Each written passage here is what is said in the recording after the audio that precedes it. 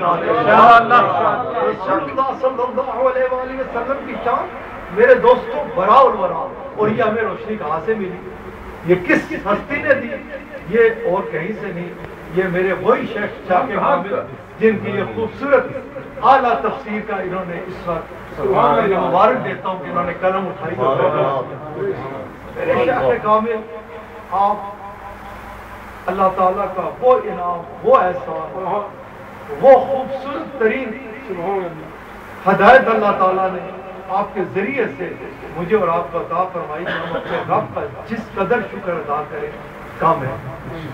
قبلہ عالم داستانی رحمۃ اللہ علیہ، آپ رسول کریم شہنشاہ العالم صلی اللہ علیہ وآلہ وسلم، آپ علیہ السلام کی خوبصورت محبت میں ڈوبے ہوئے، آپ اپنے آقا علیہ السلام کے خوبصورت دربار پاک کی طرف اس انداز سے بلانے والے، اپنے آقا علیہ السلام کے خوبصورت دربار پاک سے اس انداز سے تعلق جوڑنے والے، آپ ہمیشہ یوں فرمایا کرتے، آپ نے ہمیشہ آپ فرماتے کہ میرے آقا علیہ السلام کے سامنے ایک شخص حاضر ہوا اور اس نے عرض کی کہ یا رسول اللہ صلی اللہ علیہ وآلہ وسلم، میرا باپ اور ماں آپ کے قربان، اگر کوئی شخص ہمارے پاس آئے اور آ کر یوں کہے کہ آپ علیہ السلام کا یہ فرمان مبارک ہے، تو ہمارے پاس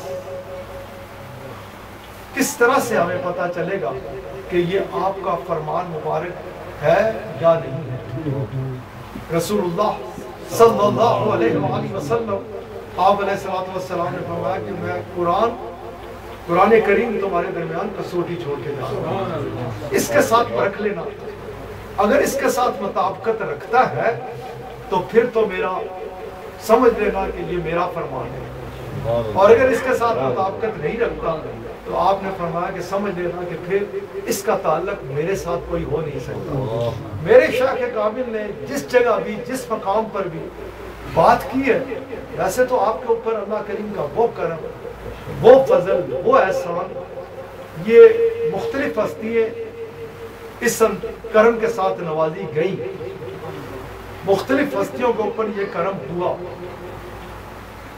رسوامی رحمۃ اللہ علیہ، آپ کے بارے میں کہا جاتا ہے کہ آپ گردن جھکاتے، آنکھیں بند کرتے اور رسول اللہ صلی اللہ علیہ وسلم کی خدمت میں پیش ہو جاتے۔ امام مالک رضی اللہ تعالیٰ عنہ کے بارے میں کہا جاتا ہے کہ کوئی بھی حدیث مبارک لکھنے سے پہلے اپنے آقا علیہ السلام کی خدمت میں پیش ہو کے عرض کیا کرتے، یا رسول اللہ صلی اللہ علیہ وآلہ وسلم، کرم فرمائیے، میں یہ لکھنے لگا ہوں کہ آپ نے فرمایا، آپ فرمائیے میں لکھوں کہ آپ کا فرمان ہے یا نہیں؟ اور رسول اللہ صلی اللہ علیہ وآلہ وسلم فرمایا کرتے کہ ہاں لکھ دے، یہ میرا ہی فرمان ہے۔ یہ کرم میرے شیخ کامل کے اوپر، مرشد، میرے حاضی، میرے رہنما، ان کے اوپر بھی یہ اللہ کریم کا کرم کہ آپ گردن جھکاتے، آنکھیں بند کرتے اور اپنے آقا علیہ السلام کی خدمت میں پیش ہوتے، اپنے آقا علیہ السلام کی خدمت میں عرض کر دیا کرتے،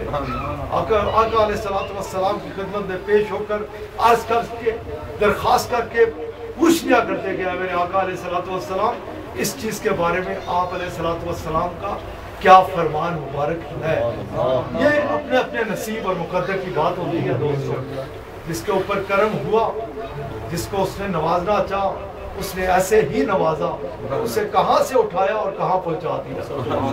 کوشش اس عمل کی کیا کہ کریں دوستوں کہ ہم جہاں اپنے شیخ کامل کے ساتھ محبت کا اظہار کریں، اپنے شیخ کی تعلیمات کو سچے دل سے اپنائیں، ہماری نگاہ اس کے اوپر ہو کہ ہمارے شیخ نے ہماری تربیت کس انداز سے کی، کس انداز سے نواز رکھے۔ آپ کو یاد ہوگا جو سینئر دوست ادھر بیٹھے ہیں، جب آپ ادھر دورے پہ تشریف لائے تو اگر کوئی دوست آتا اور کہتا کہ میں نے یہ کیا، میں نے یہ فلاحی کام کیا، یہ کیا، تو میرے شیخ ایک دم فرمایا کرتے کہ کیا مدینہ پاک حاضری بھی دی ہے؟ اگر تو اس کی زبان سے یوں نکلتا کہ حاضری دی ہے تو پھر میرے شیخ کامل کا خوبصورت چہرہ جس پہ ہر وقت مسکراہٹ سجی ہوتی ہے وہ اور زیادہ کھل اٹھتا۔ آپ بڑے فرماتے ہیں ماشاءاللہ، سبحان اللہ، اللہ تعالیٰ آپ کو پھر ادھر لے کے جائے. اور اگر کسی کی زبان سے یوں نکلتا نا کہ حاضری نہیں دی تو آپ فرمایا کرتے تم نے کچھ بھی نہیں, کیونکہ آپ کا کے سامنے چیز ہی ایک ہوتی کہ مدینہ پاک کے ساتھ تعلق, مدینہ پاک کی نسبت, مدینہ پاک کی حاضری, مدینہ پاک جا کے پیش ہونا. میرے شیخ کامل بس مدینہ پاک کے علاوہ کچھ بھی نہیں. آخری بات کر کے جو میں نے جس حوالے سے بات شروع کی تھی نا کہ لاؤ تو صحیح مثال, اس حوالے سے ایک بات اور کر کے, ویسے تو آپ کی تعلیمات آپ کو کہیں بھی نہیں نظر آئے اور یہ حوصلہ بھی کہیں نہیں نظر آئے گا.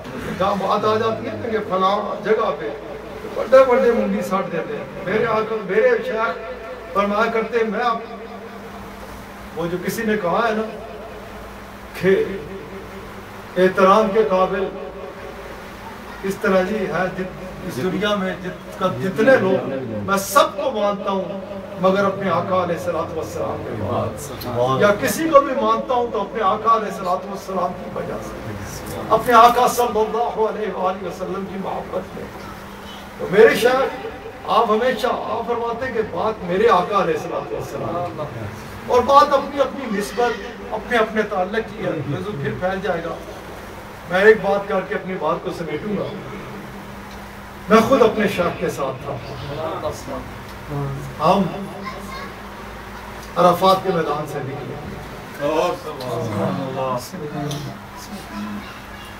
حج کے ایام ہے, ہر بندے کا تصور ہی ادھر ہی ہوتا ہے, ڈوبا ہوا ہوتا ہے.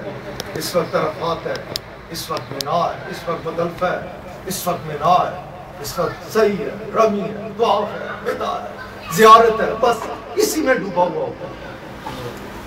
میرے شیخ کامل ہم فارغ ہوئے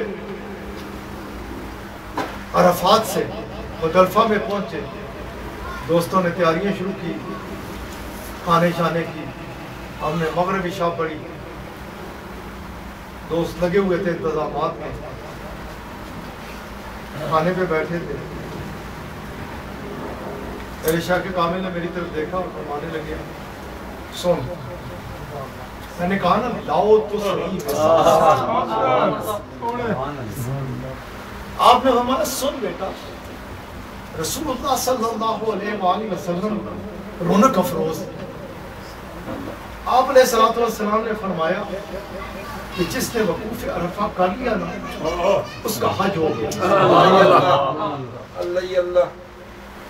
جس نے وقوف عرفہ کیا اس کا حج ہو گیا. اہم ترین رکن جو ہے نا وہ وقوف عرفہ ہے. جو گئے انہیں پتہ ہے, جو نہیں گئے انہیں بتانے کی خاطر کہ طلوع آفتاب کے بعد اور غروب آفتاب سے قبل کسی کو گھڑی کے 2 سیکنڈ بھی اگر عرفات کے میدان میں مل گئے, یہ وقوف عرفہ ہے. اور میرے آقا علیہ السلام آپ نے فرمایا کہ میرے شیخ فرمانے لگے کہ میرے آقا علیہ السلام نے فرمایا کہ جس نے وقوف عرفہ کر لیا اس کا حج ہو گیا. جب میرے آقا نے فرمایا نا کہ حج ہو گیا, چل بس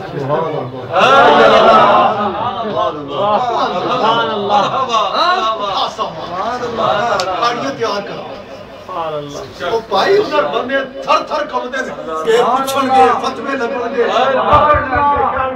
مت ماری آرامات کی صورت نکل رہو, تے دم پہ جائے گا, تے ہو جائے گا, حج ہو جائے گا. میرے بادشاہ نے فرمایا جس نے وقوف عرفہ کر لیا اس کا حج ہو گیا. دوستوں کی کیا تیاری کا